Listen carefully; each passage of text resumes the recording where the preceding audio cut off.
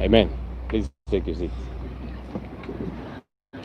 I'm also very delighted to see some of our flag bearers who are here. A number of them are busy, and that's where they should be anyway, as opposed to here. They should be out there connecting with the people paid for nominations, but it's good to see some of those who are here.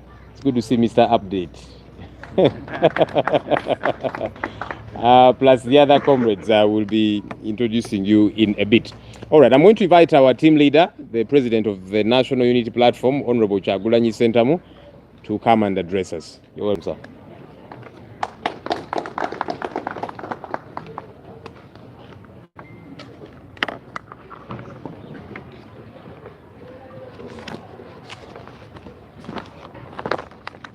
Very much. A very good morning to you, fellow countrymen and women.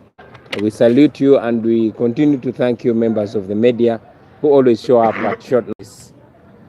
In the past few weeks, the National Unity Platform has been very busy in the process of acquiring our flag bearers. I want to salute our election management team that did this donkey work, and I also want to appreciate the executive board of the party that handled the petitions that came as way of complaint. We thank you, and I continue to encourage you, comrades, that as leaders we must never ever shy away from offering leadership, even in the hardest and contradicting times like we have been going through. I also want to congratulate our flag bearers, those with us today and those in the field. It was not easy. Our only plea to you is that you continue standing by the values that we represent as the National Unity Platform. To ask you to be magnanimous even in victory, to ask you to concentrate on the issues that affect our people, the common people. This is a test to you, friends. Our people are supporting us. I have no doubt that the people of Uganda are going to overwhelmingly vote for the flag bearers. But let it not only be about the flag. Let it be a representation of the people, of the aspirations of the people. That flag means people power. That flag means values, the values that we stand for. That flag means you're going with all of us with you. It's a symbol of unification. It's a symbol of discipline and everything that we stand for. And it's our hope and prayer that you are going to stand and represent that flag. I also want to salute those comrades that were not able to get the flag. Many of them have actually come out and pledged support for the flag bearers. You guys are the true revolutionaries.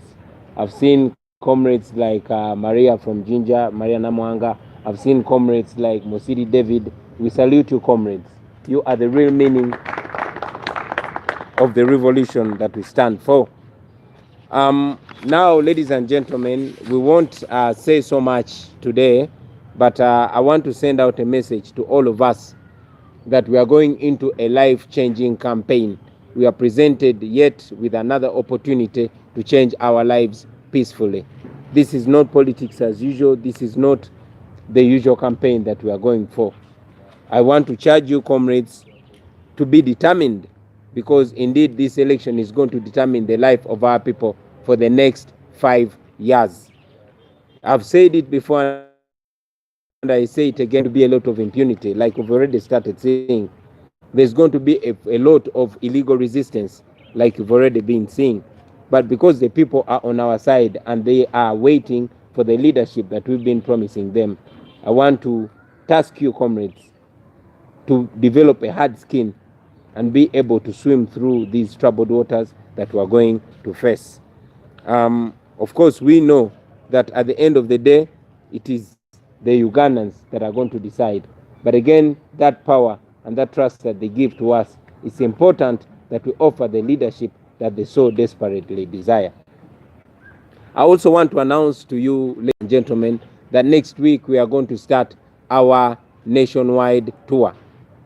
This tour is going to be focused on opening our offices, meeting our candidates and flagging them off, and general mobilization as we get ready for the campaign. I want to encourage all of you that are going for nominations to make them massive. make the nominations massive, reach out to the people. This is the beginning of the people asserting their power. It begins with the nominations. Having gone through the challenges of candidate selections, we are here now to do the work. We should be ready. Many of us have pledged our readiness, and I call upon the people of Uganda, those who are candidates and those who are not candidates, to stand together. This is a time when we need unity more than ever.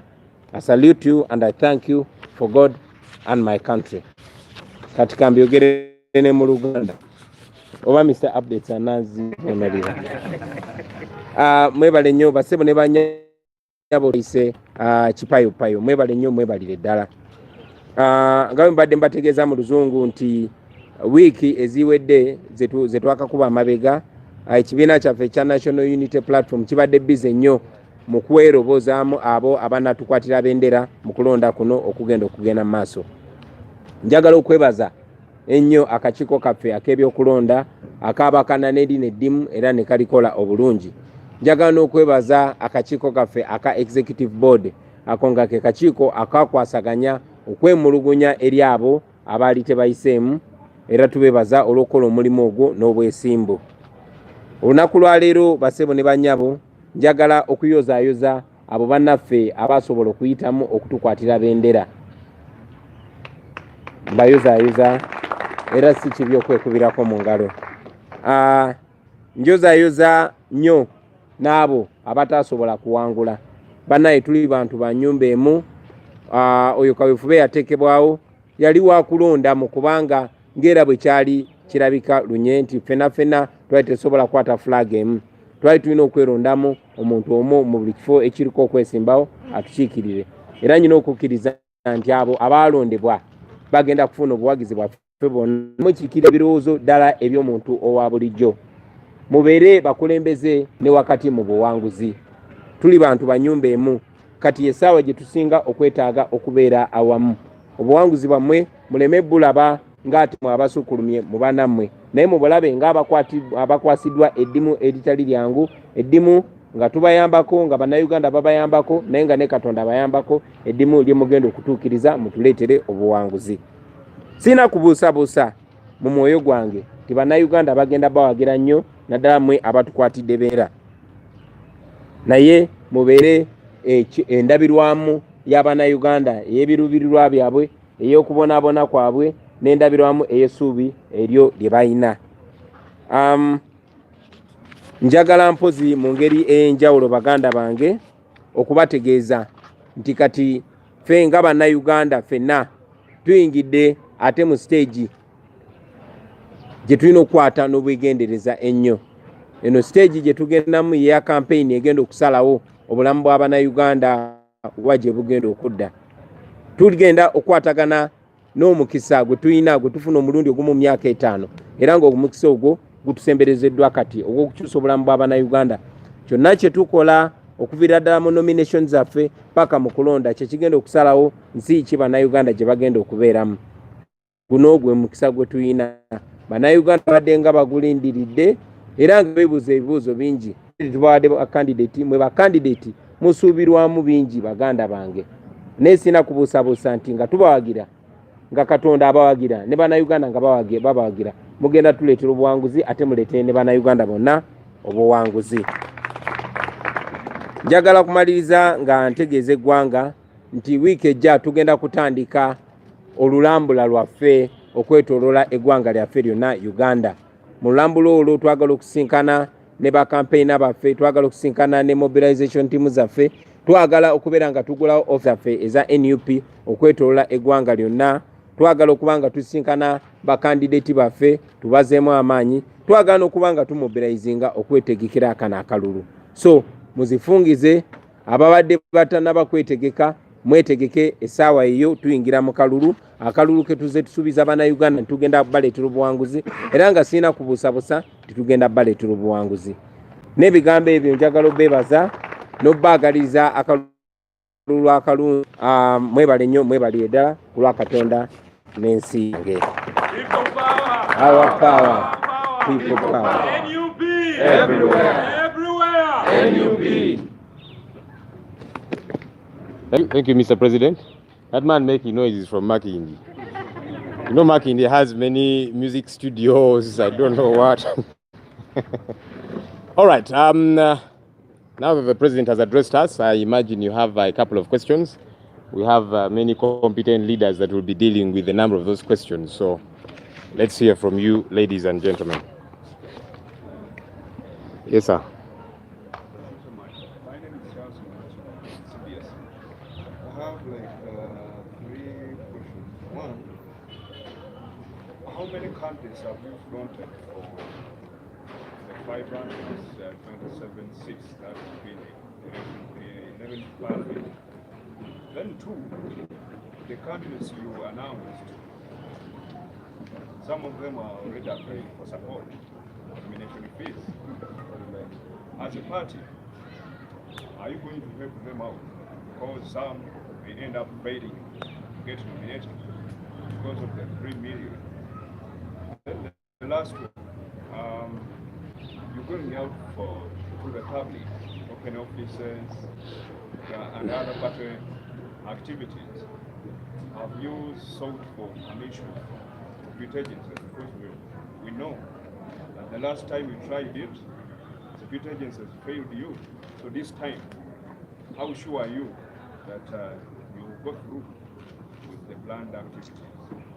Thank you so much. Yes, Sabiti. Mine is about the defiant voice in the ranks of fights. Selected candidates, and there are those who have come out openly to say they will run against any candidates who have taken a decision on them. And two, you have leaders, members of parliament, again, the NEP, that are public platform, the campaigning of the flag bearers. What's the position of the party?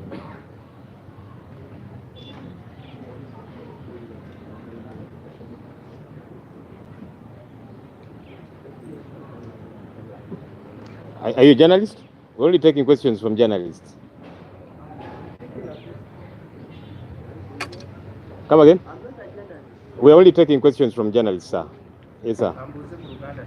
Yes, sir.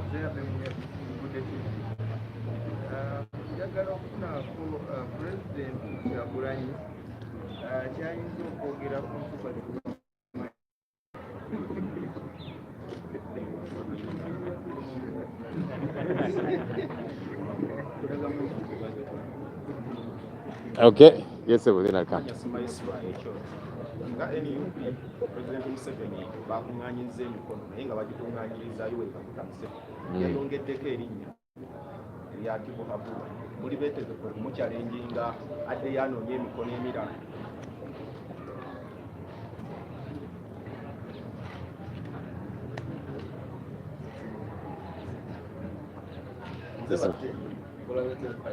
Ensonga esooka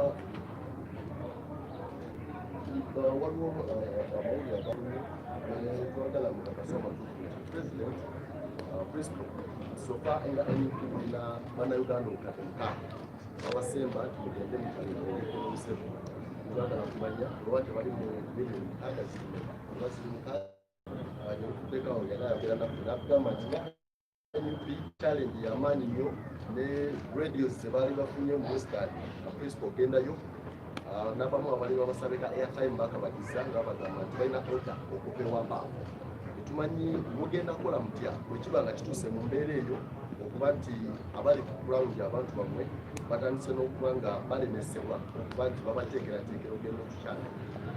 Ensonga endala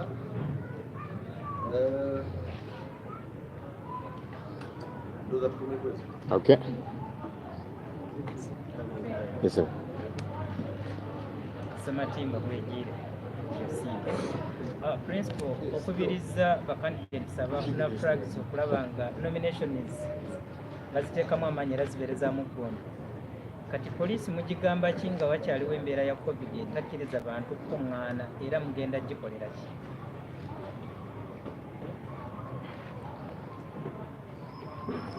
Ojjukidde ssebo?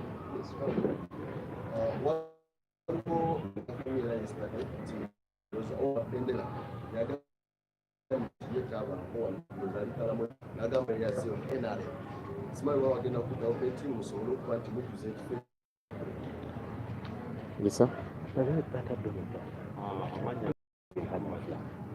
waliwo ebitundu ebimu Yes. amanya nsoluga Muhammad waliwo ebitundu ebimu bakandidenti bano bye bagambibwa mbu akakiiko k'ebyokulonda kagenda kulemesa abamemba ba palamenti oba bakandidenti okunometinga nga Isingiro ensonga eyo mwagiwuliddeko era mugyogerako Nzikutegedde bulungi.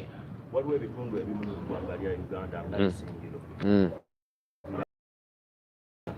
kagamba nti kagenda kulemesa bakandidenti bano okunometinga Nga bawa nsonga ki? Ani yayogedde mu kakiiko? Chairperson mwogezi? byalabiddwa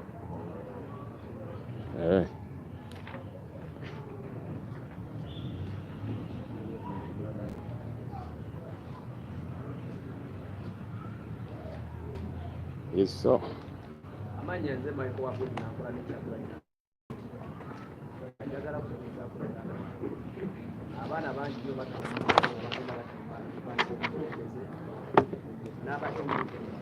naye abandi bakwatibwa ne basibibwa era nga tewali muntu wabagoberera era mu bitundu by'eggwanga ensonga eyo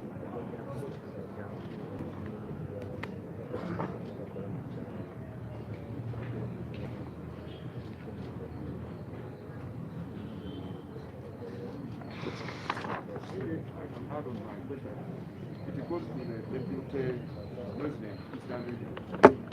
There is a report that was done by NRM people from your them.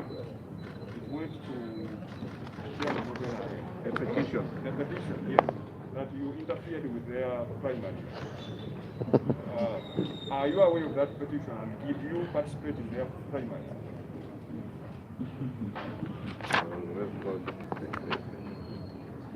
yes.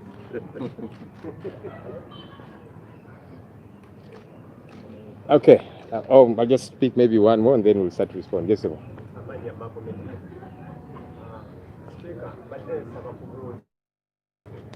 naye nga bazze okwesimbawo ku ebyo byennyini twabajjamu ate ne basigala nga bakozesa obubonero buli bumu n'obwaffe n'obwa Nup bwennyini ekibuuzo Nup mugenda mutya okuyamba bano abayitamu okusobola okubeera nti bali ne bakozesa ebimu ebya Nup.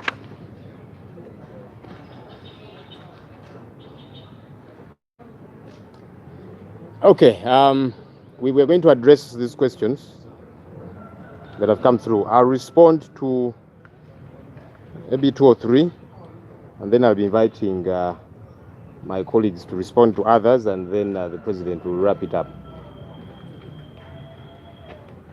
So, just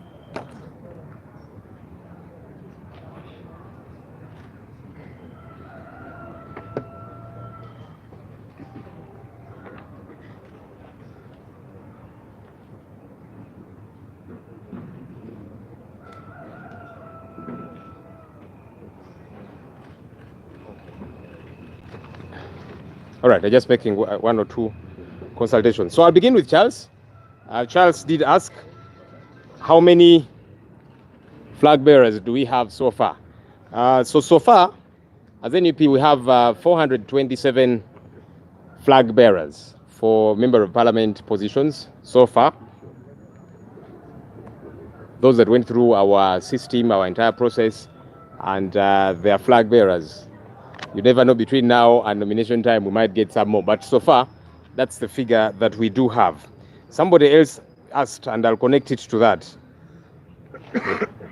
Actually, it's the same child who asked, so the candidates, the aspirants that are appealing for support. So out of the 427 flag bearers that we do have, it's true that some of them are not very strong financially. And that's very understandable, because it's common that somebody will have potential to be a good leader, but then they might not necessarily be wealthy or have very good financial means. All right? Just like being very wealthy, having lots of financial means does not necessarily mean that somebody becomes a good leader. You will know that many of the people that are stealing our taxpayer money, many of the leaders in government who are very corrupt, are actually very rich. Some are stinking rich, but they are thieves. They are bad leaders, even though they are well-to-do. So just because somebody has got money does not necessarily mean they make a very good leader, okay? And just because somebody does not have money doesn't mean that they don't have potential to be a good leader. I'll tell you, there's many members of parliament, even in the current August House, some of whom drove their first car after they saw in as MPs. That's actually true, and I saw some media people covering those stories. And that should not be surprising. That should not be such a bad thing, you know, that somebody did not have means. They campaigned on a border, bicycle, door-to-door, on foot, and they won. People entrusted them because they said, look, you don't have money, but we see a leader in you. We see potential to serve us, and they elected those people. So it's not something that should be very surprising. So yes, some of our comrades have reached out, and they have asked for an extension of help. And we as a party are trying to see how we deal with this issue. We launched a fundraising drive, and I would like to appreciate all those that responded to our call. Ugandans here and Ugandans in the diaspora that have participated in this fundraiser to put together some money.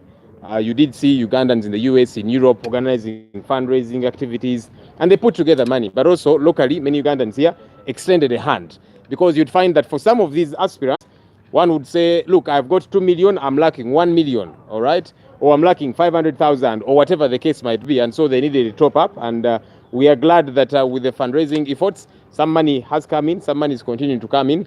And we believe that we shall be able to aid those who are in dire need. They are very good leaders, potentially, but they may not have very strong. And I'll tell you something, you know, it is sad that politics has become highly monetized. So the 3 million shillings requirement for MP nominations was put there deliberately to make it difficult for people who have potential as leaders but don't have means to nominate, to try and push some of those away. And you know that there's many of such. Somebody is potentially a very good leader, but they don't have means. And so they say, let's lock you out and only get to have the rich, the well-to-do. But we are glad that people are reaching out and helping us with this situation. I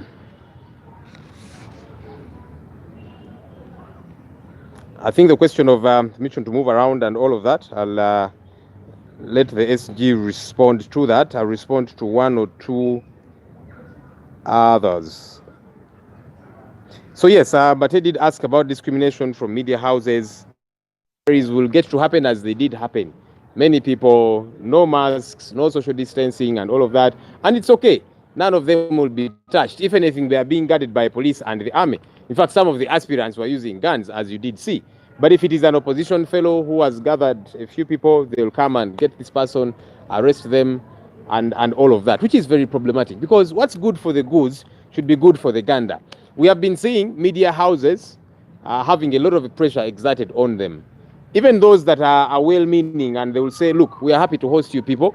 And for some, we find we have booked and paid some little money as a deposit. And they say, no problem, please do come. And then the security exerts a lot of pressure on them. And then they call and they say, some are actually very honest. Of course, some will say, I had forgotten, that day had already been booked by somebody else, so we're not able to host you. But some are very honest. They'll tell you, you know what? I am sorry. Truth is, they've exerted a lot of pressure on me as manager of this radio station. We're not able to host you. Please have a refund of your money, which is very problematic. Our call is that the law gets to be applied equally to everybody. We're going into a campaign season, and they are saying, look, you can't hold rallies, so you should be reaching out to people on radio stations and TV stations. We want to do all of that, and we are hoping that police will not stand in our way. We're hoping that the army will not stand in our way. You are meant to serve all Ugandans, not just those who belong to the NRM, because all of us are saying, no, let's go a bit over and above. And so they're still doing that, and we shall very well be within the deadline that was set. I'll end with the question from Nup Media.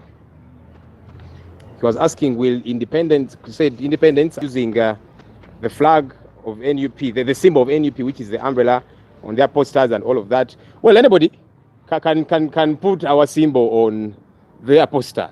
You cannot necessarily stop them, but ultimately on the ballot, only one person will have our symbol. Only our flag bearers will have the symbol of the umbrella against their picture and their name. So whoever is using our umbrella on their poster is only campaigning for us, really. We cannot go around supervising and saying, now who is this one? Right. So we cannot regulate that. What we can regulate is to write to the EC and say, these are our flag bearers. And only one person can have the flag of NUP. Only one person can have the symbol. Sounding allegation made against him. Also give us updates, what's happening in his region. Oh, sorry, just a second. Let me just do this in Luganda. Sorry, because I had Luganda media. Charles yabuuziza ba candidates tulina bameka nga NUP ba flag bearers tulina bali 427 bwe bayita mu process yaffe ne bafuna flaga ey'ekibiina era tulindiridde baba nominating abatalina mwasirizi oba abasabye obuyambi okuva eri ekibiina. Mukimanyi nti ennaku zino politics oba ebyobufuzi byafuuka bya ssente byayonooneka munange, era n'abateekawo ssente ezo nti okubeera omubaka olina okusasula miliyoni 3 nga bagezaako kulemesa, bateekawo kiremesa nti abatalina kasente tebalina biyingiramu. Ate ffe nga tulaba ekyo kikyamu kubanga abantu bangi ng'alina obusobozi obubeera omukulembeze owannamaddala naye ng'ate mwe tutalina nnyo ssente. Okay? Ate ojja tutunulira ne paalamenti yaffe gye tulina kaakati. Abantu bangi bayingira paalamenti eyo nga tebalina ssente. Abamu bakampeiningira na kuziboda boda bugaali naki emotoka gyasooka ofuna ng'amaze okuyingira paalamenti. Naye abantu baamwesiga ne bagamba newankubadde tolina nnyo gwe bwe tujja okuyira obululu ne babawo obululu. Okay? So ate nga tekitegeeza nti oli bw'aba alina nnyo ssente ajja kubeera mukulembeze mulungi. Mujja kulaba nti abasinga okuba ssente zaffe ez'omuwi omusolo ate mwattu be bagagga ennyo, be balina ssente empitirivu naye ate bakyabba ssente z'omuwi omusolo ne weebuuza kaakati already olina lwaki ate oyonoona. So si kituufu nti oli wabeera ne ssente nnyingi embeze mulungi nti ate oli waba talina ssente talina busobozi bubeera mukulembeze. So tulina bannaffe abamu nga balina obusobozi obubeera abakulembeze era kyebava bayita mu process eno ne bafuuka ba flag bearers naye nga bakyabulamuko ka ssente. Bakuba amasimu n'agamba nze nnawo miliyoni 2 mbulako emu okubeera nominated oba mbulako $5,000 bwe bityo. Kyovudde olaba twayanjula campaign ey'okugezaako okukuŋŋaanya ku ssente gye tuyita fundraiser era tuli basanyufu nti bannansi bannayuganda bali wano mu Uganda ne bannayuganda bali e Bunaayira bagezezzaako tukwatirako nga bateekawo activities ne basonda ssente era nga tukiwa nti ssente zino tusuubira zigenda tuyamba nnyo okuyamba ku bannaffe bano abakyabulamuko nga balina obusobozi obubeera abakulembeze naye nga babulamuko ssente aka nominations. Mukulu bate yabuuziza ku signatures. Tuli basanyufu nga NUP nti flag bearer waffe ku kifo kya president Honorable Kyagulanyi Ssentamu twafunye signatures ezeetaagisa zonna mu mateeka.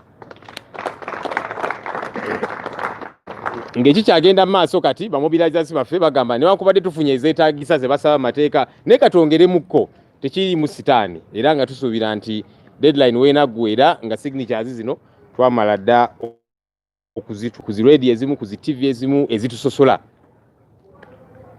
Ffe nga bannayuganda ffe nga bannankyukakyuka tusanze obuzibu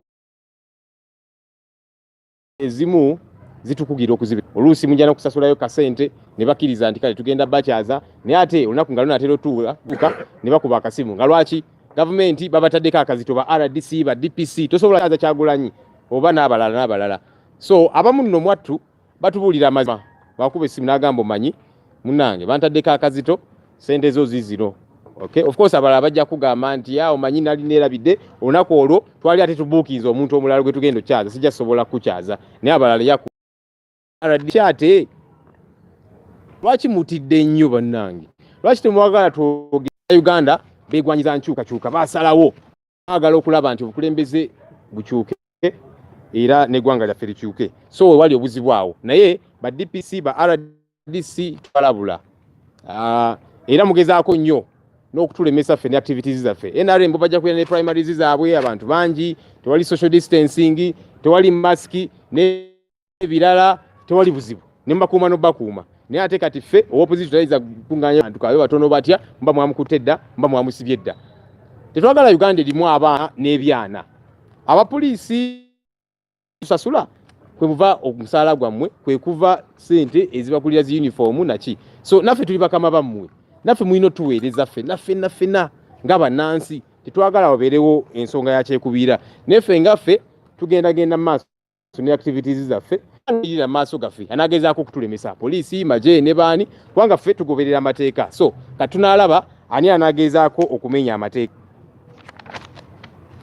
ensonga y'aba independence map media gye yabuuzizza ffe nga NUP tulina aba flag bearer baffe tulina abatukwatidde abendera ey'amanvuuli era abo betugenda okuwagira ffe ng'ekibiina kubanga kitukakatako ne sika yaffe bwetyo bwekirambika obulungi waawo tuwulira nti waliyo bannaffe abalala ne ku posta zaabwe bataddeko manvuuli ate nga si gye bagenda okukozesa kubanga already eno ekibiina kyajuwa omuntu omulala tetuyinza kugira muntu kugamba nti toteeka manvuuli eyo ku posta yo tetuyinza tambula kibuga oba ggwanga lyonna tutugira ebipande biriko manvuuli nga si ye kandidate waffe tetulina buzibu in fact batuyambako n'okutunda manvuuli yaffe bannayuganda baneefumbafumba atya The question from CBS media practitioner, my good friend, is about a petition which went viral. That petition was signed by 5 bad losers. I must call them bad. I influenced those candidates that went through were weaklings and stage managed by me, so that in the general elections, I would have a walkover, just no task at all, no hill, no mountain to climb. And in a way, it has inflated because it has given me more clout and political mileage. And the truth of the matter is that, of course, I've been using electronic media, exploiting it to my advantage, aggressive mobilizing and sensitizing the voters so that they make right choices. And for those of us who are, of course, yearning for change, it is good. In a way, people power, our power, people power. Bwe baba bakoze gundo petition eyo enfunana nti nze nateekamu eryanyi lingi mugundi mu kalulu ako aka primaries ka NRM nfune bano abayitamu abatalina maanyi. Ekyo kitegeeza nti sizanya ndi w'amaanyi awo mu kaeri ako ndi kingpin awedde emirimu. Era kama kwogera kituufu kiri nti bantya nnyo. Era bano n'ebbaluwa yaabwe yaleese meeting, they are convening a meeting tomorrow, a regional security meeting, and I've been invited. I thought at first I had issues with the one who had invited me verbal on the phone, whether it was a summons or an invitation, but he was unequivocally clear that he was inviting me. So this meeting basically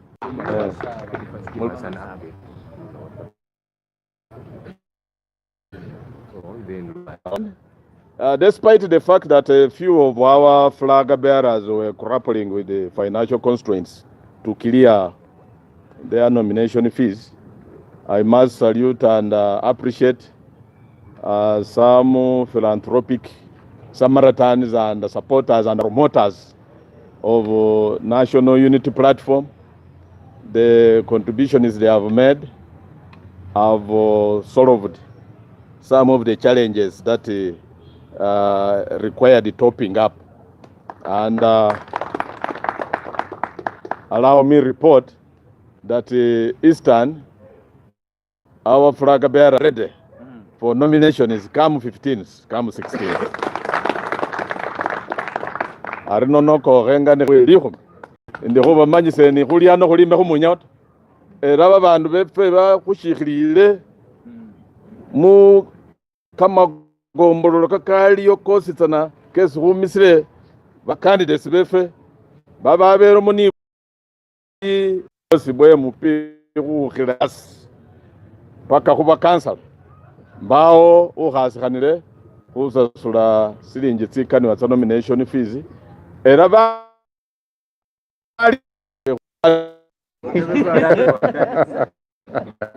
for NUP from the Eastern region. Let me invite the Secretary General to also respond to a couple of issues. and he will speak to us in Runyankore, not so. Thank you so much, Comrade Joel, Mr. President, your deputy, and all other leaders here. First of all, I want to take this opportunity to appreciate those who have responded massively to our call for support towards nominating our candidates. Certainly, we needed a lot of money, and as Comrade Joel said, the 3 million shillings which candidates are charged was put there to deter especially opposition candidates from running against NRM candidates. Because as you all know, NRM, using our own money, state resources, pays nomination fees for all its candidates. Wanted to support 500 candidates, you will need 1.5 billion shillings to be able to support them to nominate. So you can imagine how difficult that is for people who are poor, impoverished, and yet they also want to have a chance at leadership.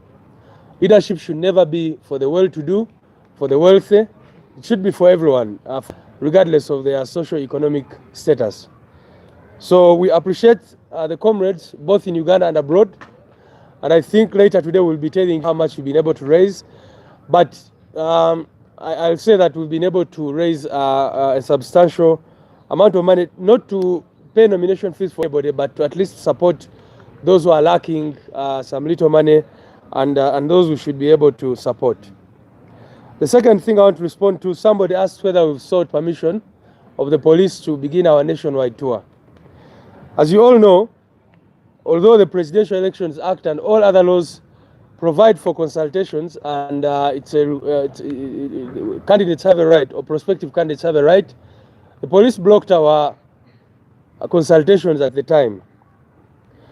And we took measures, including resorting to courts of law until the COVID situation came and all that. But right now, what we are doing, we are a political party. NUP is a political party. We have our offices in the different sub-regions of this country, which are there. We want to go and officially open them, and our president will be going to sit in those offices and officially open them. He will also be going across the country to unveil and launch our candidates in the different places, and also to check on our structures, like many other political parties have been doing. And we hope that the police and all security agencies will not interfere with us, because the people of Uganda are watching, and they are our last resort, like we have been saying. The two last points, one is about people arrested putting up posters. It is very unfortunate indeed. If you've tried to move around town, you've seen many posters. Some of them have been torn into pieces, have been removed, and those found putting them up there are arrested sometimes. But these are double standards, because when you move around, you also see NRM candidates pinning up posters and nothing happens to them. Billboards of NRM are everywhere. So we want to challenge, especially the Electoral Commission, to say that if you say that you are an independent Electoral Commission and that you are going to organize a free and fair election, these are issues that you must interest yourselves in and make sure that there's a level playing field as we go into this election. The very final thing is about people who are running as independents against party flag bearers. Being a political party, we have a constitution which provides for ways of how someone becomes a flag bearer for the party and all that.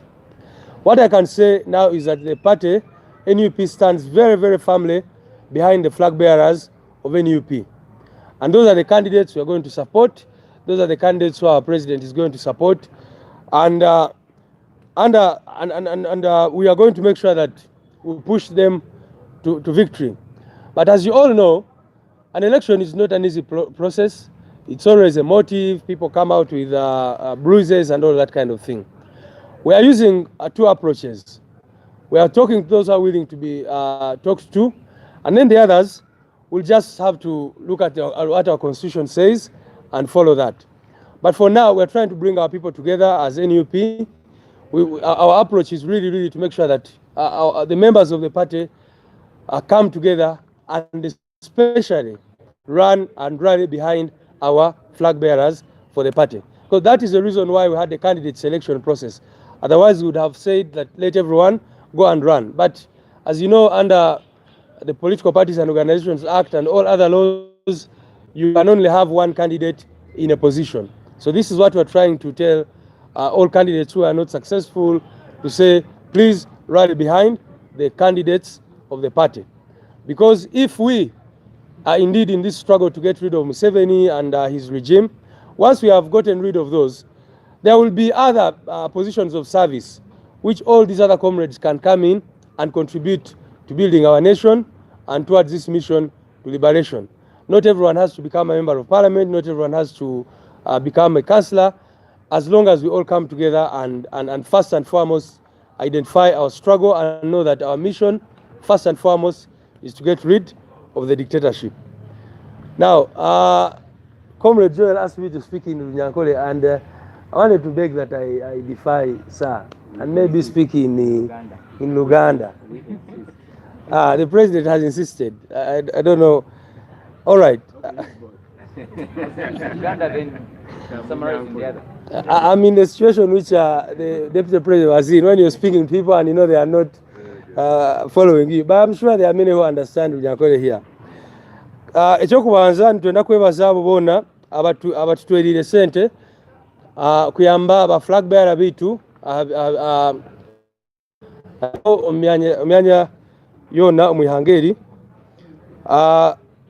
twahirize kutunga sente nyingiho konka zitari kumara abokuba wareba miliyoni 3 buli omwezi akuba nayetenga kubeera nominated. Ezo sente nyingi munonga ningasho kwandikisa, ezo ziri sente nyingi munonga ezitari kubasa kutunga ombwire obwo. Konka ntwebaza abantu bonna abali mu Uganda naheri ya Uganda abaletire sente, abatwererize sente amasuma gututireho n'obuyambi bwona abandi obatwire niteekateeka ngu nituza kugira abantu abo twayamba omu bicweka bihanga byona tugire okutwabahwera. Ensonga endiijo yabeire okushaba orusa rwa polisi okugenda nitwetoroera ihanga mbwenu niko kunagira president witu ow'ekitiinisa Kyagulanyi Ssentamu Robert naza kuba natandika okutayaya omu bicweka bihanga byona. Ntuza kubahereza programu eituratambulireho kugira ngu tuze omu bicweka bihanga byona, konka polisi obwabise okutwagirizeho okutambula kukora consultations yatulemesa. Konka ati nitubagambira barekere aho okwemerera omuhanda gwitu abokuba kubaragumizamu nibakora ekyo abanyayuganda nibaza kurigayo bagambe n'iraka rihango munonga, kandi ebikubaasa kuruga omuri ekyo twena nitubasa kuba tutari kubyenda. Nabo ekyo nitushaba ngu polisi n'ebitongole ebindi ebyokwerinda bareke abantu bonna baze omu ihanga baronde akaruru, bareke kutiina akatengo bakiyeho, twena tugende omu ihanga tushaba akaruru nk'abanyayuganda twena.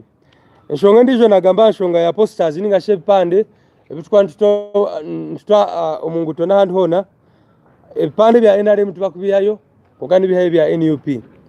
Nitushaba kandi nitugambira electoral commission akakiiko akarikukurira ebyobururu karijeyo aha nsonga egi ahabwokuba nitwenda ngu habeho amazima n'oburinganiza omu karuru akakutiriyo nituzamu.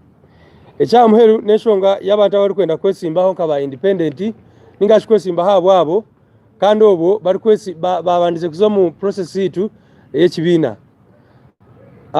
Ebiragiro bya Uganda nibigira ngu omuntu nobasa kwesimbaho nka independent konka kandi abantu ababandize kwisha omu kibiina bakashaba kadi bakabura kugitunga, tukabire nitubashaba ngu abantu abatungire tiketi ba flag bearers b'ekibiina ahabwokuba baba batakikozire ekyo nibateganisa entamburaho yitu engendereraho yitu konka kandi ekindi nibarigaha omurama gwitu n'ogw'okucungura ihanga liitu. Mbwenu twena twaguma twaza kwetsimba omu mwanya gumwe nitubasa kureeta ekigenderero ekyo kyarigaho. Konka kandi tukiturahize okusingura olwo orutaro oruturiho twareba ngu Museveni n'abantu be boona bagenda, ninyenda kubahamiza abantu abo ngu nituza kuba twine na positions ezindi zoona ningashi emyanya endiijo yoona eturikubaasa kuta abantu abo nabo bakagira eki bakora kureba ngu ihanga liitu lyagenda omu maisho. Mwebale munonga kumpurikiriza. Everywhere. NUP. Bale mnonga sebo. Mshamwa muhura abetsimbireho. So when Honorable Chagulanyi is speaking, you will say abesimbireho kubanga bulamuko abesimbireho. All right. Thank you, sir. So let's invite you to come and respond to the other questions. What language should you speak after English? Lusoga. I am Gobi. You don't cover it. Thank you very much, Comrade Joel, and I salute you, comrades, for the responses to the questions. And our Secretary General has substantially responded to the question of the police and other security agencies about the worry about whether or not we'll be able to carry on our nationwide activities. Ladies and gentlemen, you've all seen other political parties and other leaders going about their businesses unhampered. So we expect the same thing if we are being governed by the same law.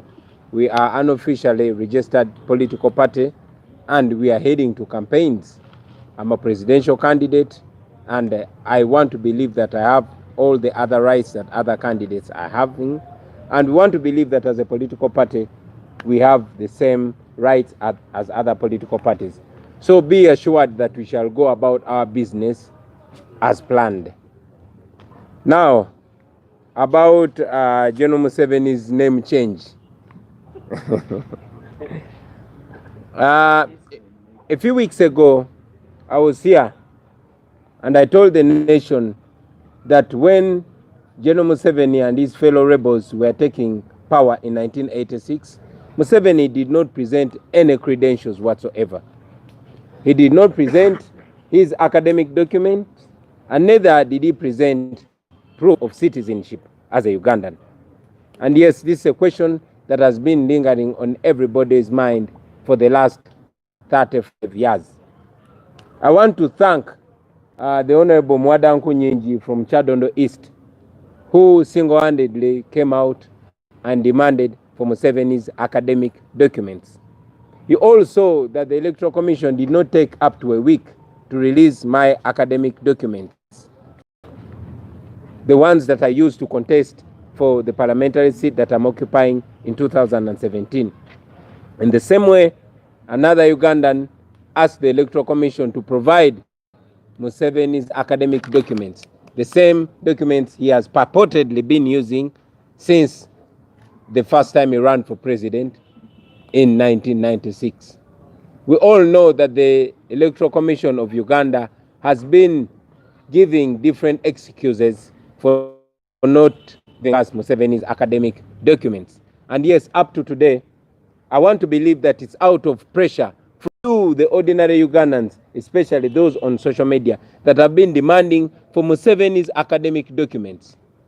First, the Electoral Commission came out and gave explanations that were not satisfying.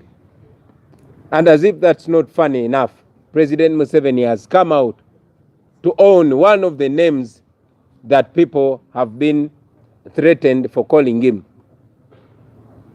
There are two names. One is Tibuhaburwa and another is Rutabaisirwa. I hope that as time goes, he will also come out and own the Rutabaisirwa name. But as of now, whether he is Museveni or calls himself that one, all Ugandans want is to see the academic documents of President Museveni. There is a wide doubt that indeed President Museveni does not have those academic qualifications. But even if he has them, everything that happens on a daily basis proves to us that the Electoral Commission of Uganda is indeed a sham. How can the Electoral Commission connive with the candidate all along to lie to Ugandans? We are asking a question: what names are currently on Museveni's academic documents? Has he been legally nominated all these times? Is he even occupying the office of the president legally? Those are questions that must be answered. So to the Electoral Commission, the Ugandans continue to demand for President Museveni's academic documents. About why or how he changed his name, we also wonder how a Ugandan decides to change their name when they're heading to their 80s.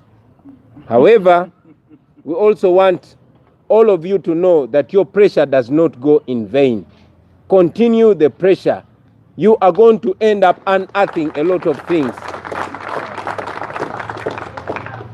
Let us continue the pressure, because that pressure is going to open up a lot of things that we never thought we will know in our lifetime.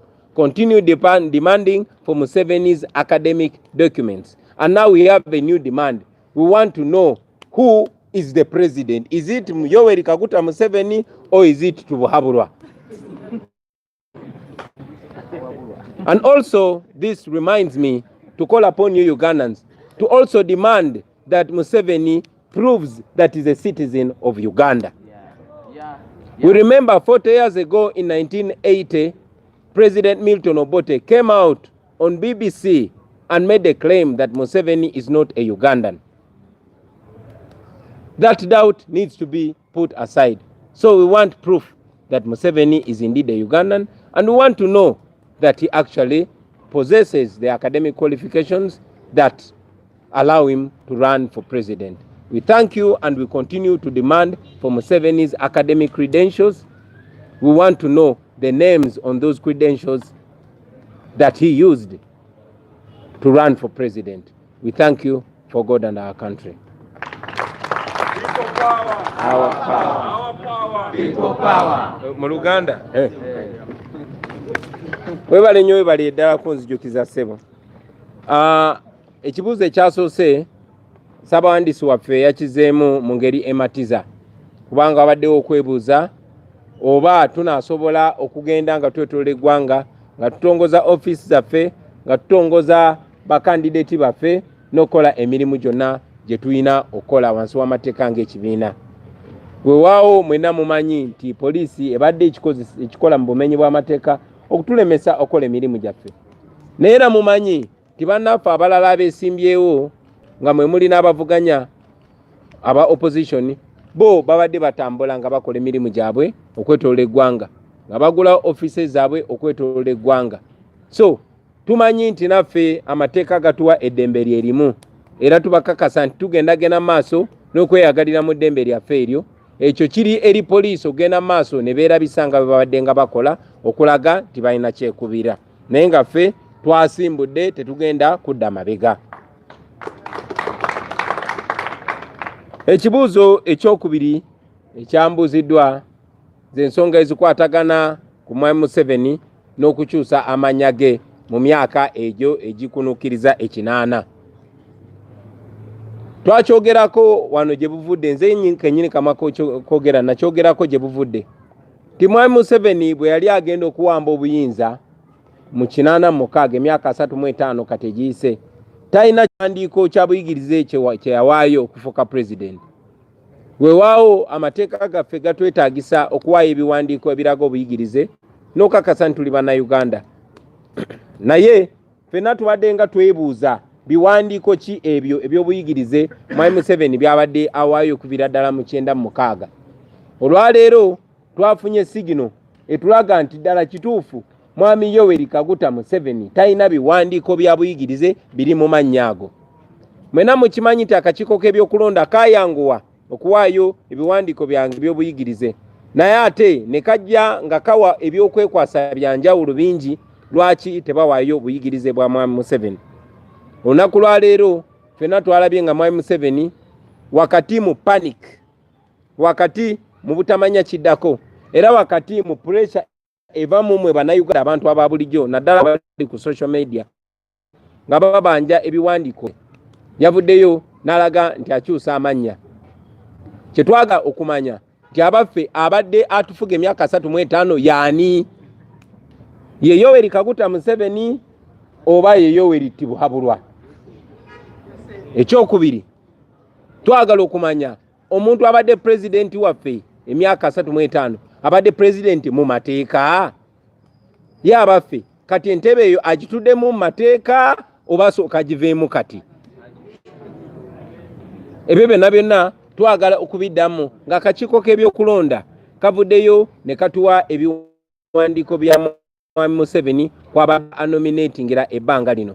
Naye era ffenna tukimanyi nti kati olunaku lwa leero twatandise dda okuba ebituli mu kakiiko k'ebyokulonda ako nga kiraga nti ddala tuli mu buwambe tufugibwa amagye era akakiiko k'ebyokulonda ako kabadde nga katuka 40 agayise 40 era tumusoomooza kubaayo okukakasa Bannayuganda ti ddala omuntu atukulembera Munnayuganda kuba Bannayuganda bangi balina okubuusabuusa nti omuntu tasobola kulibaga nsi bwatyo, tasobola kunafuya nsi bwatyo, tasobola kwonona nsi bwatyo nga ddala munansi. So twagala okumanya ddala Mwami Museveni nansi ekyotanya tuwengera okwebaza mpozi ne muganda waffe Muwadanku Nnyingi ava ekyaddondo olw'okuba omuvumu okuvaayo mu buwandiike ne mu mateeka okubanja ku by'obuyigirize bwa Museveni era nammwe tubakwema mubanja ebiwandiiko by'obuyigirize bwa Mwami Museveni kubanga ddembe lyammwe nga Bannayuganda mwina ddembe okumanya amazima mugende amuteeka okuzuula bingi nnyo bye mwali timutasuubira timusobola okuzuula. Ndowooza waleero mukirabye nti ebbanga lyonna ate mu omugigi gwammwe gwe muleese gutankudde ebintu bingi ne gulabisa ebintu bingi ne gwanika ebintu bingi. Tugende mu maaso nga twanika Mwami Museveni ne banne ne bakozesa mu bumenyi bw'amateeka tujja kuzuula bingi newankubadde nga tayambala ngu. Will pick your advice. You know the name Tibuhaburwa means the one who doesn't take advice. I hope he will take your advice and release all this information. Ugandans benga bitekwa kola manyi g'abantu era Mukama Katonda tukusaba President wa Uganda ddako na Robert Kyagulanyi Center omusese awangule Mwami Lutabalulwa n'ebintu kagenda okuddako ku lwa Katonda n'ensi yange amina. Olutalo nga luwedde tuliyambale ngule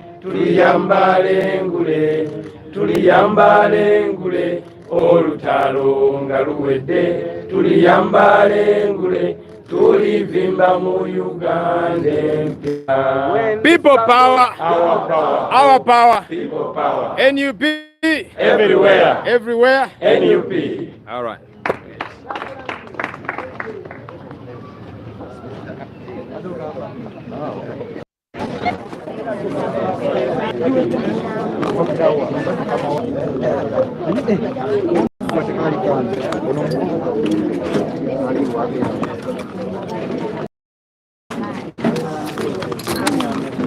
Sorry.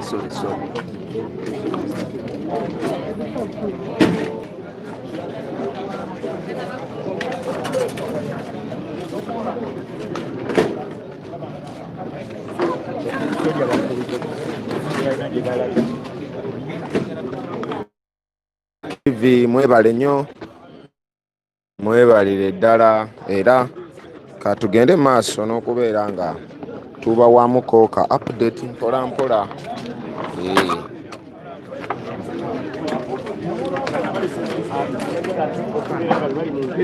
Then bali abalala bana baganye gwali bagenda okubeera ku position NUP egenda kubeera government in power 2021. Rachel the president assurance yatuwadde etwongera confidence etwongera amaanyi etwongera ffenna okulwana olutalo olwokulanga twambala engule nga tetuzikiza because twagenda tugirimu lwakulaba nga twambala engule. Kyagulanyi abeere president w'eggwanga Uganda tetuli mu twagenda ntusegirinya wangula ekifo gundi awangula ekifo ebyo it's an additional kukiri ekinene kyetusinga okukola ki kyetusinga okwetaaga. Bino ebifo tubikozesanga as a mobilization tool, tubikozesa okulanga tutambulizaako message y'amaanyi g'abantu, but our main goal is to take over this dictatorial regime of Yoweri Kaguta Museveni and his family. Gwe mulamwa omukulu gwe tusinga okubeera nga twesigamako mu ngeri emu oba mu ngeri endala. Ensonga ya honorable Latif okujja kyeyali alangiride mwabuddeko nateeka twakeera wano okwokyogeramu. Muganda wange honorable Latif kati simanyi we tujjidde oba ekifo akyaki kuba ayinza okuba nga ombuuza nga yagenze dda ku bwawumanyi MP oba nga yagenze ku bwa road council oba councilors. Tugamba ye buli budde olina okubeera ng'omwebuuzaako kati oli kifo ki.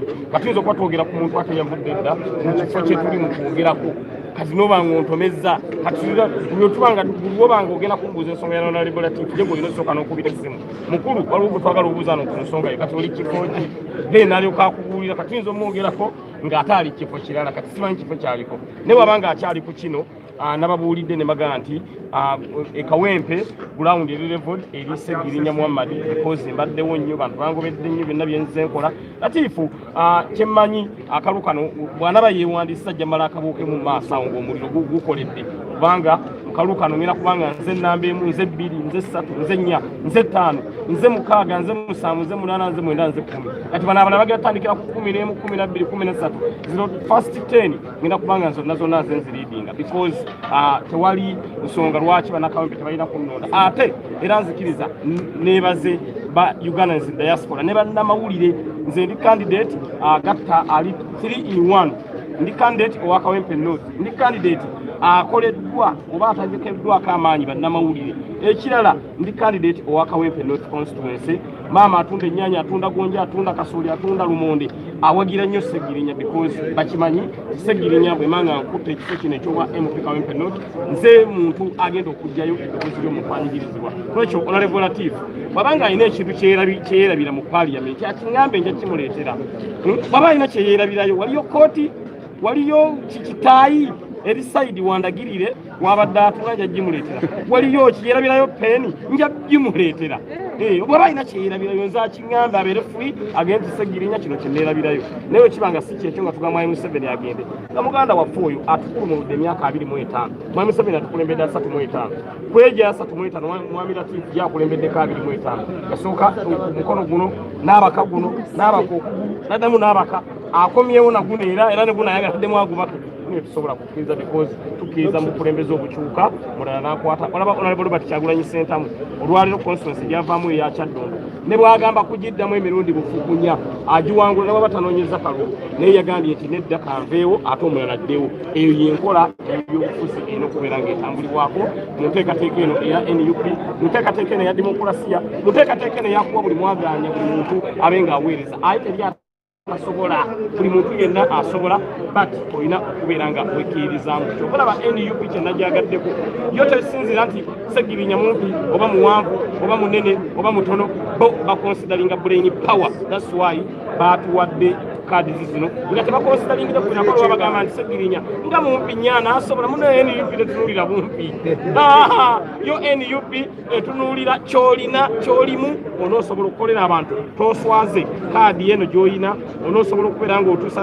services eri omuntu wa wansi ebyo NUP byetunulira nolwekyo abatutunulira nga batukonsidaringira ku sayizi batutunulira ku biki munange akasajja katono kanyomera mitala wamu gebagakawo nali ku puroguramu emu eya balometa extra munaye nga nnyomebwa Segirinya nga balesa bamapinduuza nemba kuba bafuma mu studio nga bonna bonna beekwata ku bisubi nga kitegeeza ki banene bawanvu beyita ba seniority naye nakuwa ba seniority ne bafuuka ba maturity bafuuka ba maturity amanya ga president Museveni agabudde ne kogero bali kuzuuka aga Yoseri bade twagala okwo Museveni era nga president waffe bwayogedde mwami Museveni yaswadde nnyo bulijjo atufugira mu nsobi era singa kibadde kisoboka nga tubali tulina wano oba poliisi nga tusobola oginstructing oba amagye oba military mwami Museveni singa yayoleddwaddwa n'akwatibwa because enfuga bulijjo gyabadde atukulemberamu badde atukulembera mu nsobi bwe kibanga atuuse kati n'agamba nti nyina erinnya nali nalyerabira naye ndijjukire nalirina okubeera nga ndigattako ne bw'omugamba nti erinnya olitulage ku academic documents zo talirina olwekyo mwami Museveni kyolesebye bulijjo atukulemberera ku kiwaani bulijjo atukulemberera mu nsobi kale mwami Museveni bw'aba yasoma atubulire what is science tugatandika ebibuuzo ebimu tugenda omubuuza SS fulu nga tumugjeeno tugenda tumubuuza ebibuuzo ebimu tugende ku bya O-level tugende ku bya A-level kubanga ebiwandiika nzo okwata biina ne tusobola settinga questions ze tumanyi nti za P7 ne tumanya ntugenda mu settingira za senior 4 etumanya tugenda mu settingira eza senior 6 kubanga komanda musiri wano wali asobola okubeera nga bwemu kubagenda okusettinga ebibuuzo tumubuuze kale ebibuuzo bweba ebiwandiiko byamugulako naye ate naffe bannayuganda twali twebakera kyofana neebaza nnyo Kyagulanyi okujja omusajja ono amazima gana mugulu osoma ekitabo kye kibaita sowing the mansard seed talina waayogerera ku primary we yagisomera ayogera ku ssomero limu ntale sukulu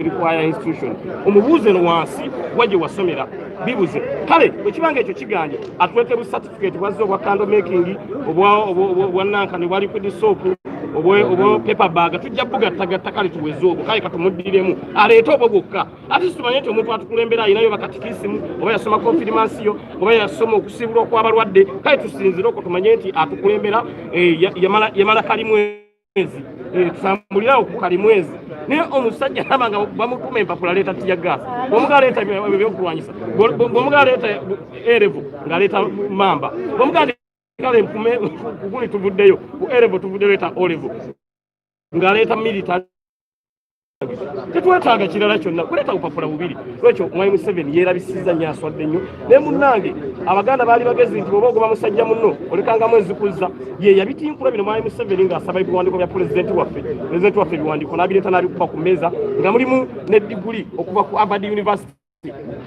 eya pulezidenti waffe yagikuba nayo ku mmeeza kati Museveni n'atya nnyo ne tumugamba nti aha nga bwe kikoleddwa sayidi eno bwe kiba kikolwa ne sayidi eno naffe twetaaga bibyo omusajja empapula zimufuukidde empapula mabegakawo yali kyamakerere ng'ayagala agambe nti gyajjiriddemu ne tumwesookayo ne tumugamba nedda ssebo tosomerako makerere totugaa nti byayidde era okuva olipooti yakomawo naye baali baagala tugamba ti ebintu by'omukulu byajjiridde mu makerere ne tumwesookayo manyi fe tuli bagezi tumugamba nedda ssebo totugambe ekyo n'akivaako so ono musajja azze atufugira propaganda era electoral commission swadde nnyo tujjo muno meeting mwami Museveni nga talina yadde ekiwandiiko kale ate nze singa bayita tukwata bubi nyina ka diploma okuva mu Amsterdam University aka physical planning and system management n'aka data mine technical institute akamawulire singa bayita tukwata bubi nandibadde muwawulizaako manyi ffe abannugu tetuli babiyonzo ga nti omusajja tukoledde nyina ebimala okuvuganya ku bwemu bino kandimuwe papula byaffe tumugamba munnaye otukulembera nga tolina katukwazike naye tetusobola mwazika kubanga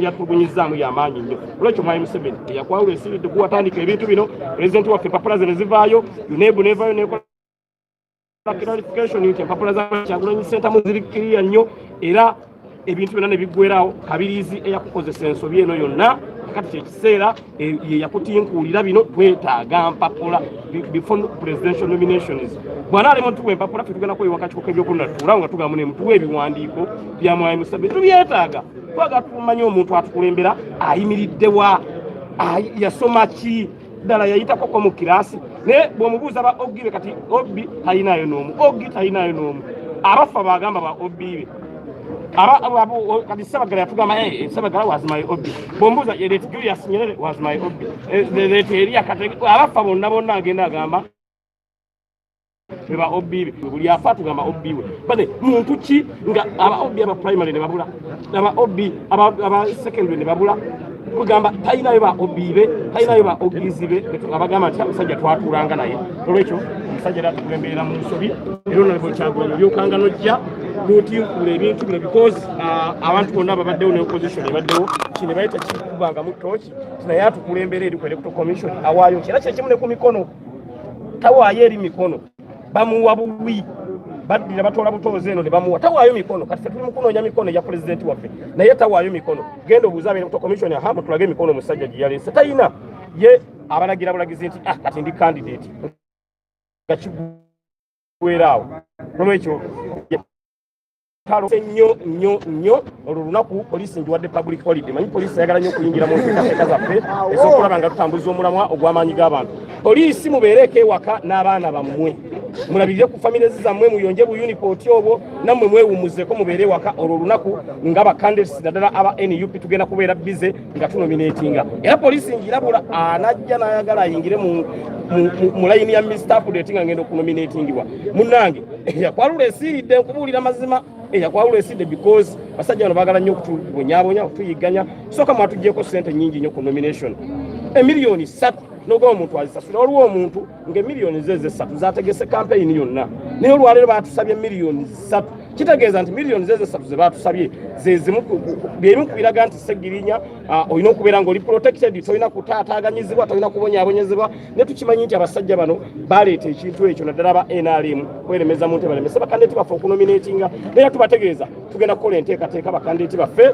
tubasondere ssente ezo bonna banominatinga eggwanga lyonna balimu candidates 4 tulabe nga parliament eyo ebeera occupied nga majority ba NUP naye nga poliisi tugitegeeza olunaku olwo mwewummuzeeko bino bye tukola tulwanirira mmwe Poliisi abasinga manya embeera gye mulimu ntimbi singa temutuyingiramu. Poliisi basula mu unipoti bantu basatu. Ono ayinamu omukyala n'ono ayinamu omukyala n'ono ne bazza ku mwana ng'awulira. Twagala bawonya mbeera eyo. Poliisi bazza ku baana nga bawulira abaana ba poliisi nga wabakuŋŋaanyiza n'obabuuza n'omugamba nti kibakunyumiza ebintu oyinza n'okutya nze nagenda kuwali ewandege ne mbuuza abaana buli kimu bakimanyi naye nga nti eno embeera gye tukuliddemu omwana bamuzzaako awulira. Twagala bawonya mbeera eyo mubeere mu police quarters nga nzimbe bulungi zirabika bulungi naye tulimu twagala obbawonya embeera eyo ne mutaddewo embeera ate tukuba emiggo. N'olwekyo poliisi mbadde nsaba ku lunaku olwokuna n'olwokutaano beewummuzeeko bafune public holiday tugibawaddemu advance ze ngibawadde beewummuzeeko tebatawaana okujja okutwaŋŋanga nga tugenda mu nteekateeka ya nomination.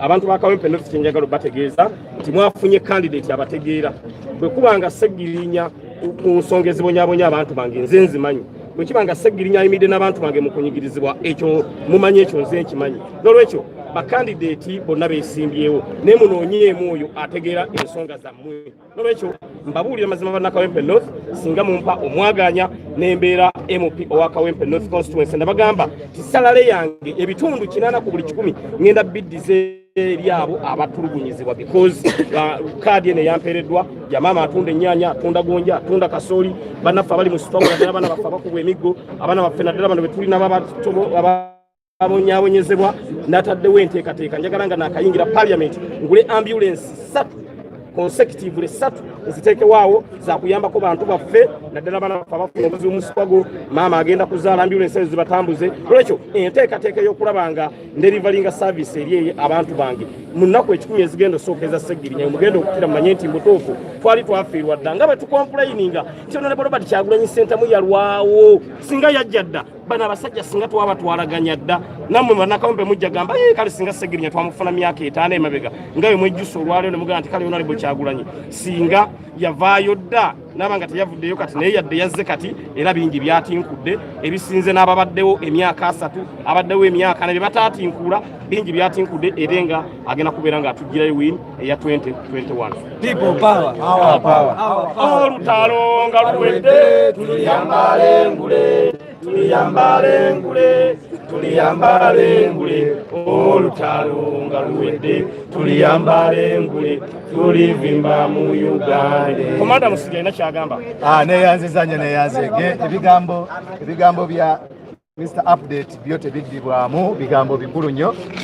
Kusooka byonna amanya n'eddoboozi Musiri David ayali avuganya ku ntebe ya Makindye West. Era okusooka byonna njagala kusooka kusabira muganda wange Kalulu. Ono atulabiridde atambudde naffe ate njagala okubabulira nammwe abatulaba bino ebintu mubirabyeko. Seggirinya yekka yayina eddagala omuntu ne waaba ayina ekituli mu kugulwa mutwala ne bamutemako ate nadde so nsaba busabi kumusabira Kalulu. Amanya n'eddoboozi Musiri David Bwogi ngaddamu abadde avuganya ku ntebe eya Makindye West naye ebyava mu kulonda ebyava mu vetting byafulu kadi nejjanga eri saidi ya mukwano gwange Alan Sewanyana nenzikiriza nti nze we mbasifunye kadi kanzire emabega mpagira afunye kadi. Obadde olina ekibuuzo? Main point kyekyakusikiriza okwawukana ku banno bakidandala abasajja lyabene n'abasigadde abatafuna tiketi ne basikiriza okujja independent. Kusooka byonna njagala okubabuulira nti abantu bano bonna abalala bemulaba bajjanga tubagamba nti fe tetuzze mwena abatulaba ku YouTube katubasiibulire wano kubanga twagala elite of command nga tibagamba nti biggest picture eri yakutwala Kyagulanyi mu ntebe entebe. Era njagala okubabuulira nti twajja mu kalulu kano ne tuvuganya nga si kufiirawo it was not a do or die wabula twali twagala mu bantu bonna oba mwesimbyewo abantu 8 bantu 5 kadi tebasobola giwa abantu 5 mulundi gumu kadi balina ng'ogiwa omuntu atya omu. So mu mbeera eyo njagala okubajjukiza mmwe mwenna ti omuntu yenna nga ayagaliza ekibiina ekisooka wogaana okugendera ku kyekibiina kye kiragidde okuyimirira emabega g'oyo gwe bawadde kaadi kiba kitegeeza olidde mu kibiina kye ki olukwe. Ekyokubiri oba tokyali munnakibiina ekyo kitegeeza you cease to be the member of the party. Njagala okubabuulira era njagala okubabuulirayo akagero kamu ti omuntu yenna ayagala ekibiina yandibadde alabira ku kyokulabirako ekya Kabaka Sulemaani ekyafuula Kabaka Sulemaani okuba nti yali mugezigezi nnyo be bawala bali ababiri bamalaaya Abala bamalaya babiri bazaala abaana babiri. Naye omuwala omu ne yeebakira omwana we. Omulala n'ateebakira waaki. Naye ate ono yeebakira owuwe n'azuukuka mangu n'afuna omwana owooli n'aswitchinga. Bwe yaswitchinga ne badduka okugenda ewa Kabaka Sulemaani. Bwe baatuuka ewa Kabaka Sulemaani n'abagamba nti yagamba nti lwaki tumutememu buli omu atwaleko ekifi. Naye njagala okubabuulira nti Kabaka Sulemaani ng'akyatuma ejjambiya, omukyalo oli ayalina nnyini mwana yavaayo ng'akaba n'agamba lwakiri omwana bamulekere ki munnange. Ekyo kyekiraga omuntu omuzadde. Njagala okubabuulira tewali yabuusabuusa. Segirinya akimanyi ffe tubadde mu struggle zonna. Tumenyeddwa ebigere, tumenyeddwa emikono, batusibye. N'ekyo si kye kituweesa kaadi. Mu kriteria waalingawo omutendera gwe bagoberera. Lwaki gw'olina okufuna kaadi? Lwaki sinze yafuna kaadi? Ate njagala okubabuulira nti gavumenti eno gye tugenda okujja mu buyinza, kitegeeza nga ffe tugendere mu buyinza. Waliwo ebifo bingi. Nze neewadde kya IGP. Otegeera. Era kati akaseera ke tugendamu kakukunga bantu kujja kulonda His Excellency Robert Ssentamu Kyagulanyi. Ffe ekyatutwala mu Makindye West kubanga waliwo vacuum. Ekyatutwala mu Makindye West kubanga waliwo ki vacuum. But in leadership, power hates vacuum. Ne tugamba nti wabanga waliwo gaapu basewanyana baali bazalawa. Mukimanyi ne twateekawo embeera ne bakkiriza ne batwegattako. Kati we batwegattako ng'ate ffe twalina amakulu amatuufu nti gakukyusa gavumenti. Banaye njagala okubabuulira ne wonaabeera mu kulembeze mulungi otya. Naye ng'oli mu palamenti ekulirwa Mwami Museveni tewaliwo kyoyinza kukola. Ne wooyogera oluzungu olukola ki olufaanana kiti. Ne wooyogera oluzungu ng'otabulamu olufalansa tekikola ki tekisobola. So njagala era alowooza eri bannange. Ate njagala musiime nnyo enkola ya NUP.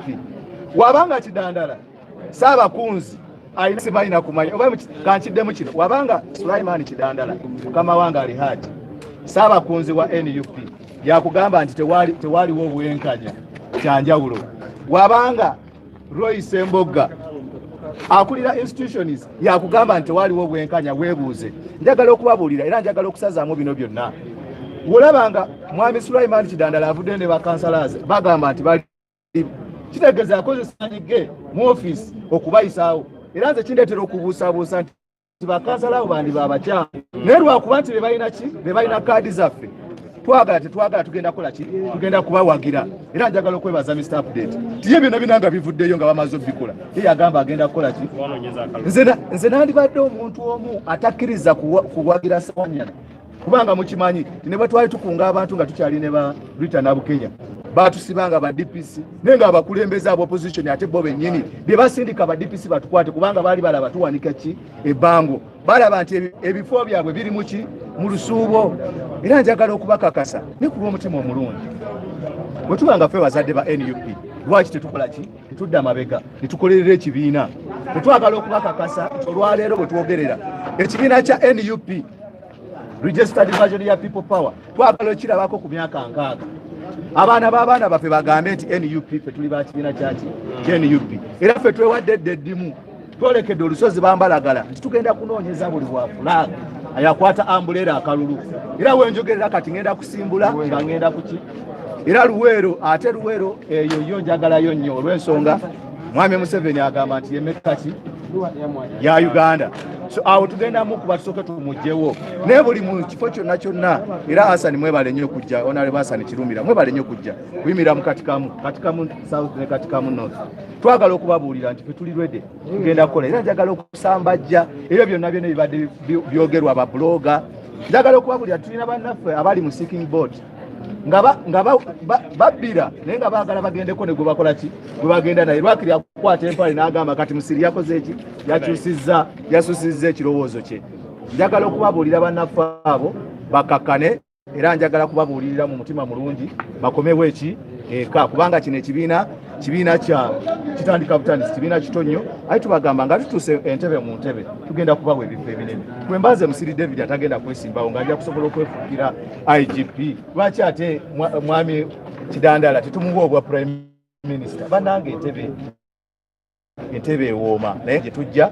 Era njagala okubuulira Abannayuganda mwenna temuli ajji kwesubya ki mubula byonna byonna ebisamba ebyogerwa ebyo byonna byonna bazunza ŋŋambo basebo ne banyabo njagala n'okubabuulira ekitiisa sityammwe nti amawulire gafuluma nti sinze nina kaadi ndowooza mwandaba olunaku olwo nali nasibiddwa najja wano ne John ekiro nga twagala batuveting ng'asibiddwa ku mulimu gwa NUP naye bwe nafuluma wano era ne tujja ekibiina ne kinkulembera Shamimu ne bateekawo embeera ne bankulembera muganda wange Augusite ne bankulembera mu maanyi tuddayo nga tumaze vetting naye njagala okubabuulira nti results bwe zafuluma nga sinze nina kaadi temumanyi masimu ameka agankubira nti wano njagala okubakakasa nti wetuvaayo nga NUP tuli b'amaanyi oba gwe obadde tukimanyi nti wetwavaayo ne tubeera nga tisife bafunye kaadi abaasooka okuba ba NRM jangu tukuwe miliyoni 2 weesimbewo ojenga independent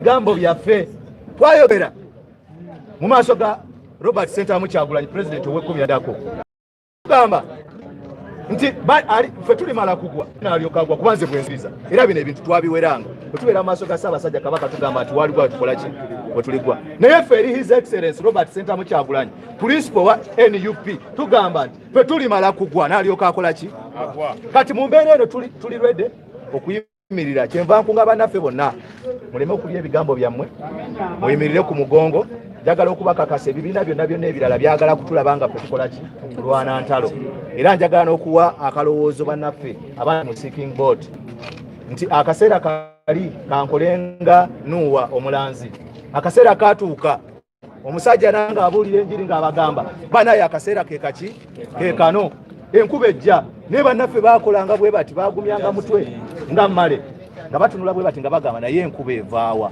nga tulaba ekire tekinnabakola ki naye njagala okubabuulira nti bannangaabo bonabona benkoola nti kaakati saawa eno ekyombo Bobi Wine yapanze dda ekyombo tukiyingire ekya principal waffe bannange we munaasigalira enkuba ejja bakuba n'ababasigula bonna bagenda bavaamu ensinga omaze okuswala ojja kubanga ne political career yo efudde nze njagala okubabuulira ndi mwana muto ate nkyalina political future y'amaanyi nnyo nga tumaze okuwangula tomanya olwaleero mu gavumenti empya ne we bampa bubi kubeera ambasada wa UK ne we bampa bubi kubeera ambasada eyo eri bannaffe abalabona mu Abu Dhabi ne we bakuwanga oli ambasada namba 2 kyokka kikola ki kikumala so njagala okubabuulira banayite mulya G kwesubya muwula era mu NRM gyebiri mu ANT gyebiri mu FDC gyebiri naye ng'ekikulu kya byonna tulina okukomawo nga abendeki emu olwa Katonda n'ensi yange Mukama abankumire people power power NUP everywhere Mukama abankumire. Alright, mwe mwenna abadde batugoberera ku YouTube namwe ababadde batulaba ku Facebook kansabe mbasibulire wano bigambo bingi bye twandiyongeddeko naye byonna mubiwulidde naye ng'ebikulu mu byo Honorable Kyagulanyi Sentamu Robert abaduumidde mwongere okubanja empapula za Yoweri Kaguta Museveni bw'amala okuzijjayo awo lwe tujja okugamba nti tumutwale mu kkooti nti sebo oba naye nga tufugibwa pulezidenti mulala ebyo byonna ebigenda okujja okumuchallenginga emikono gye yakuŋŋaanyiza egigenda omuteeka gye yeetagisa okubeera nga yeesimbawo mu kisanja ekijja ebyo byonna tugenda kubeera nga tubichallenginga oluvannyuma lw'okujjayo empapula ze mpozi mu bimpimpi olwaleero mu press eno ebimu ku byayogedde oba eyeesiddwa olumala alagidde akunze mwenna aba National Unity Platform mwenna abaweereddwa kaadi abakuŋŋaanyiza okubeera nga mufuna kaadi mugende mu bungi nnyo mukunga abawagizi bammwe mugende nga mwewandiisa nga muli bangi nnyo mubeere bangi nnyo nga mugenda okwewandiisa ako nno kabadde kabonero akabategeeza nti mwebeereremu mukunga abantu tulage amaanyi nga tugenda okwewandiisa. Ekyokusatu mu byo byayogedde agenda kutandika okutalaaga eggwanga Uganda ng'aggulawo ofiisi za NUP kw'ossa n'okulambula structure za NUP kw'ossa n'okulambula bakandidenti ba NUP mu bitundu ebyenjawulo era enteekateeka ajja kubeera nga zirambulula gye bujja naye nga yenteekateeka eddako tugenda kubeera nga atandika okulambulula structure za NUP, bamemba ba NUP abesimbyewo ne ofiisi za NUP okuzigula mu butongole mu bitundu ebyenjawulo. Eyo nno yenteekateeka yeebazizza abantu abo abavaayo ng'omukyala w'Ejjinja City, Maria Namuwanga. I salute Maria Namuwanga kubanga yali omu ku bakyala abavaayo ne bagamba nti no bampangudde, nze nali njagala NUP, siyinza kwesimbawo nga wa independent oba okugira mu party endala. Salute nze Musili David naye okubeera nga yakkiriza okuva mu lwokaano n'atabanga basajja bano bannanfuusi. Nze nno sigenda bagamba mmwe mwenna abali ku live ono omusajja nga Latif Sebagala nze muyita mu kafiiri kubanga obusiraamu tebukkiririza mu kwekyusakyusa mu kulya bigambo byo. Oyo omusajja mu kafiiri era nze neewuunya nti ye imaamu wa parliament. Imaamu gaani omusajja akyusa olwaleero oyogera bino enkyo oyogera biri enkyo oyogera bino era Segirinya amugambe tebakyayinza mwekakasa kuba ayinza n'okujja ne yeesimba ku kyawumanye MP ekyashami mu Malende. So oyo omusajja obukafiiri bwayolesezza tebubanga nawo. Nze era mweyitira mu kafiiri siyinza mugamba nti no Haji tagwanidde bwaji. Tuli eno ku ground tulwana n'embeera okulaba nga tukyusa obukulembeze bw'eggwanga Uganda era nga tukimanyi 2021 Honorable Kyagulanyi agenda okuwangula. Mmwe mwenna abantu abasinga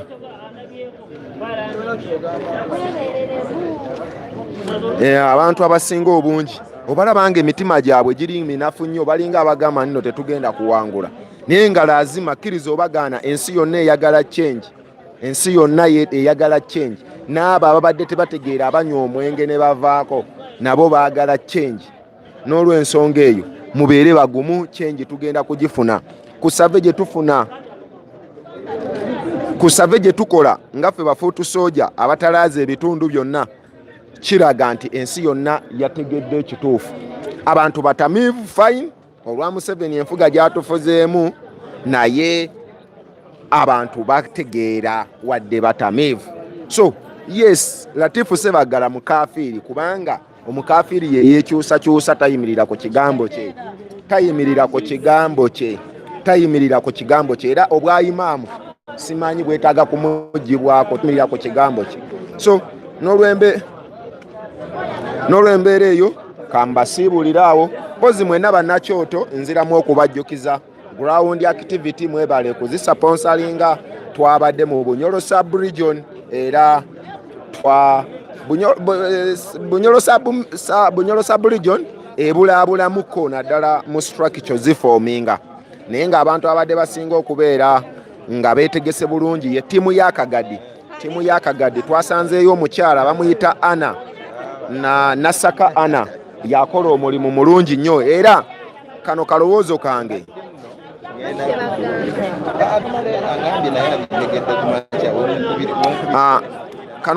kange mmwe mwenna abali ku live buli omu asponsoringe abantu b'ekitundu kye abali eyo.